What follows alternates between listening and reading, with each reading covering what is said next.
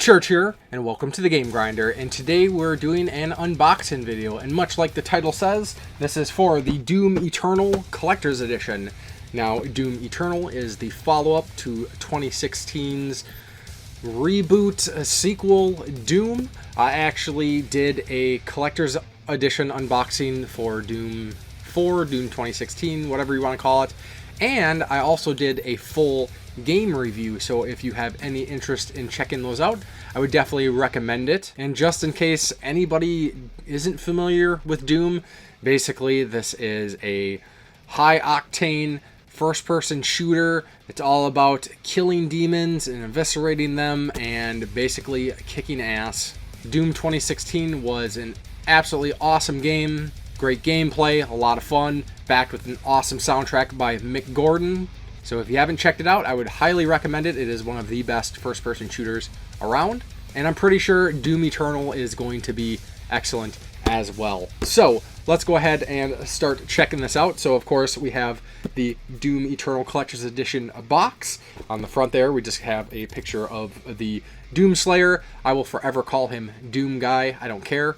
And then on the side we have just some symbols there, a little preview of the game, and then what this all comes with, and of course we will check that out. So before we get to checking that out, this also, since I ordered this through Best Buy, it came with a Best Buy exclusive steelbook as well, which is kind of strange because the Collector's Edition comes with its own steelbook, so I got two steelbooks, which is weird, especially for this being unfortunately a Bethesda PC game, which means at this point Bethesda games no longer include actual discs, which I'm sure we will see that when we check that out. But let's go ahead and crack this open and get to checking out what it comes with. Alright, so first up, as I mentioned, this comes with its own steelbook, and it is a pretty sweet steelbook. I will show some better footage of this, hopefully, show it off a little bit better. So that is pretty neat. And just like I said, this Bethesda and EA, in fact, no longer include actual discs, which is very agitating. As being a collector, I like to have the physical media, especially when it comes to PC games, because the whole DRM BS that they put us through, and they sucker us by including a cardboard little dealie with the game code on there. So this also comes with some collector's edition exclusive like digital bonuses. But that is that. Then next up we have the digital soundtrack, but it actually comes on a cassette tape, and the cassette tape is not actually working.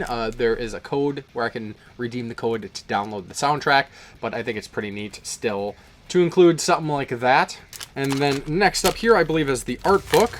So this is pretty nice. It has kind of like a texture, almost like a velvety kind of texture to it. I'm not really sure. It has a symbol there.